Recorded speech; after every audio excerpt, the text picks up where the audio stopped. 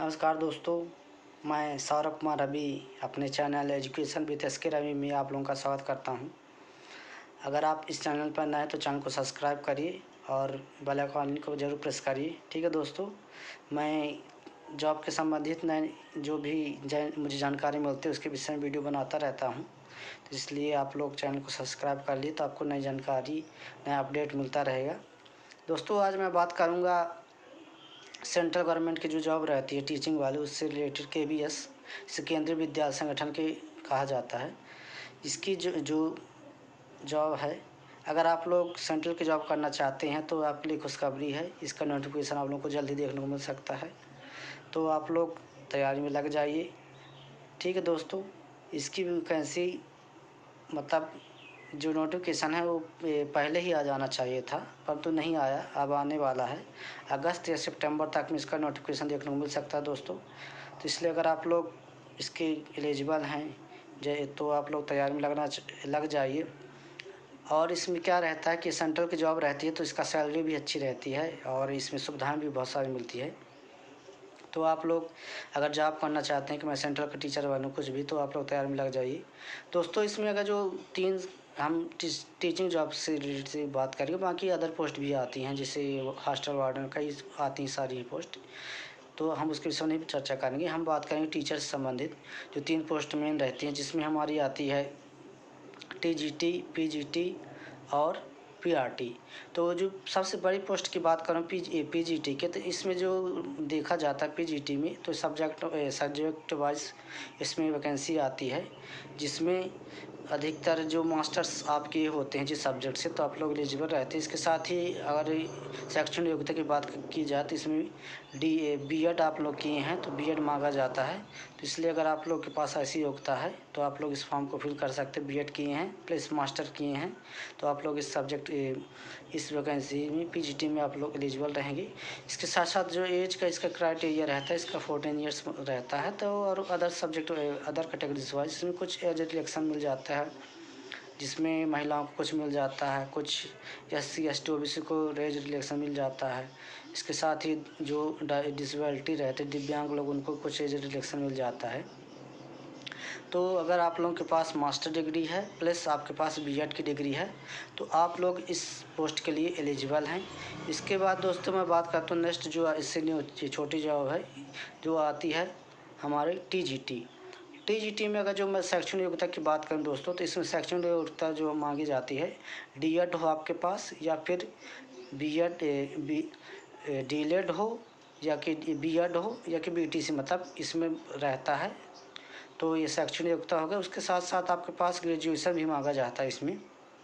तो आपका ग्रेजुएशन में जो सब्जेक्ट पढ़ते हैं तो उसके अकॉर्डिंग इसमें आप भर सकते हैं। जैसे कुछ लोगों ने मैथ्स से किया होता है, कुछ लोग बायो से, कुछ लोग लैंग्वेज से करते हैं तो लैंग्वेज का इसमें एग्ज़ाम दे सकते हैं। जैसे हिंदी लिटरेचर से कुछ लोग करते हैं, कुछ लोग इंग्लिश लिटरेचर से करते हैं, तो उसका एग्ज़ाम ऐसे कर सकते हैं। संस्कृत से भी कुछ लोग लिए रहते हैं, संस्कृत का भी इसमें एग्ज़ाम दे सकते हैं। तो ये लैंग्वेज के साथ साथ इसमें जो मुख्य पोस्ट आती हैं उसमें आती है SST, जिसे हम सोशल साइंस बोलते हैं, और साइंस।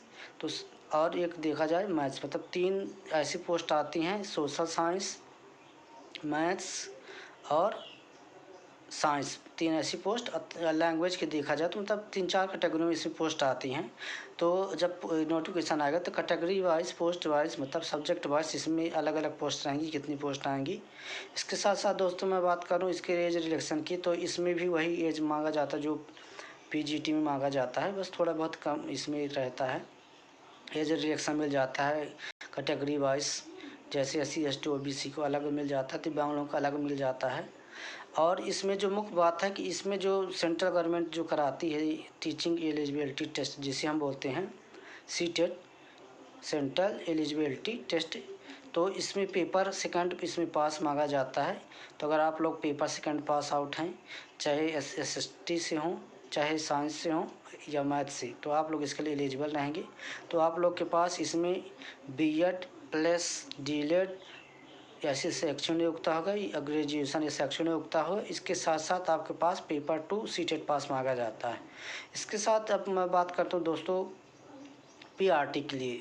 PRT के लिए इसमें भी वही पैटर्न रहता है, 1 से 5 तक बच्चों के लिए रहती है। और इसमें डीएलएड वाले मान होते हैं। अब बाकी पहले बीएड वाले भी भर सकते थे, पर तो आप लोगों को बाहर कर दिया गया है।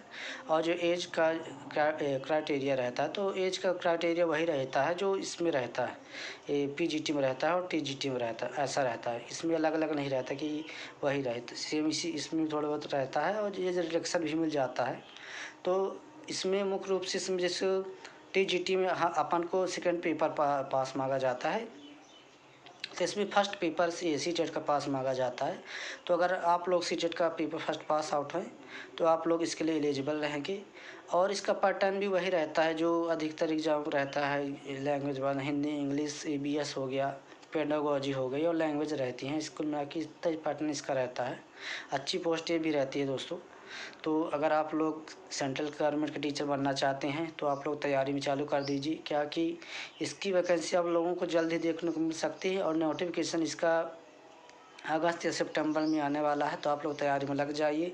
बड़ी पोस्ट है, सेंट्रल की पोस्ट है, अच्छी पोस्ट है, सैलरी भी अच्छी रहती है, ग्रांट पे भी अच्छा मिलता है, इसमें सुविधाएं भी बहुत सारी मिल जाती हैं हर प्रकार से। तो इसलिए अगर आप लोग सोच रहे हैं कि मैं सेंट्रल गवर्नमेंट के टीचर बनूँ या कुछ भी मतलब बनना चाहते हैं, तो आप लोग तैयारी में लग जाइए और अच्छे से तैयारी करिए। और जो अगर आपको तैयारी करनी है तो इसमें अधिकतर एनसीईआरटी से बेस्ड क्वेश्चन आते हैं, तो पुराना पेपर जो भी है उसी को आधार मानकर आप लोग अभी तैयारी में लग जाइए। क्या है कि नोटिफिकेशन का वेट नहीं करना हम लोगों को। जैसे ही नोटिफिकेशन का वेट करते रहते हैं तो बच्चों से हम पीछे चल जाते हैं, इसलिए अब नोटिफिकेशन का वेट नहीं करना है। और बिना नोटिफिकेशन आने से पहले हम लोग को तैयारी में कर देना, ठीक है दोस्तों। तो इसलिए आप लोग तैयारी करते जाइए।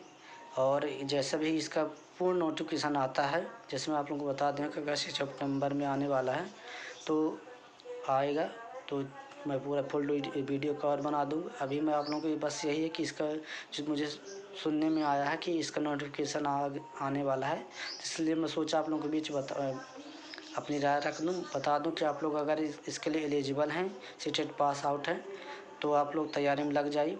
दोस्तों मैं भी सीटेट पेपर फर्स्ट और सीटेट पेपर सेकंड दोनों पास आउट हूँ। और मेरा भी इसके साथ साथ मैं एमपी टेट वर्ग 1, एमपी टेट वर्ग 2 और एमपी वर्ग 3 तीनों क्वालिफाइड हूँ। तो मेरा भी अभी एक तो एग्ज़ाम हुआ है एमपी टेट वर्ग 2 का, तो उसका रिजल्ट जैसे होगा तो मैं आपके बीच साझा करूँगा।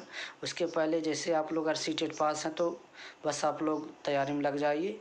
और बस यही है कि जो नई जानकारी मिले आएगी मुझे सुनने में, तो आप लोगों के बीच में साझा करूँगा। ठीक है दोस्तों, बस अगर आप लोग इस चैनल पर नए हैं तो चैनल को सब्सक्राइब करिए और मुझे सपोर्ट करिए। जैसा भी कुछ और अपडेट आती है तो आप लोगों के बीच में वीडियो बना दूँगा। ठीक है दोस्तों। और अगर कुछ लोग रिजल्ट का नोटिफिकेशन का वेट करते हैं, नोटिफिकेशन का वेट नहीं करना। जैसे मैंने पिछले वीडियो में वर्ग 3 के विषय में बताया था, उसका भी नोटिफिकेशन देखने को मिल सकता है। तो दोस्तों इसका भी नोटिफिकेशन जल्द आप लोग को देखने को मिल सकता है। और अगर आप लोग किसी भी एग्ज़ाम की तैयारी कर रहे हैं तो ऐसा नहीं कि आप लोग जब नोटिफिकेशन आ जाए तो तैयारी करिए, ऐसा कुछ नहीं है। आप लोग उसको टारगेट बनाकर अभी से तैयारी में लग जाइए और अच्छे से तैयारी करिए। नोटिफिकेशन का वेट नहीं करना है पहले से। अगर आप लोग उसको आपके पास क्राइटेरिया है उसके लिए एलिजिबल हैं तो आप लोग अभी से तैयारी में लग जाइए और नोटिफिकेशन का वेट नहीं करनी है। इसलिए इसी तरह सीटेट का अगर आप लोग पास आउट हैं तो आप लोग केवीएस की तैयारी में लग जाए। ठीक है दोस्तों, बस अगर आप लोग इस चैनल पर नए हैं तो चैनल को सब्सक्राइब करिएगा और मुझे सपोर्ट करिएगा। ठीक है दोस्तों, और इस वीडियो को ज़्यादा से ज़्यादा शेयर करिएगा और लाइक शेयर करिएगा। ठीक है, नमस्कार।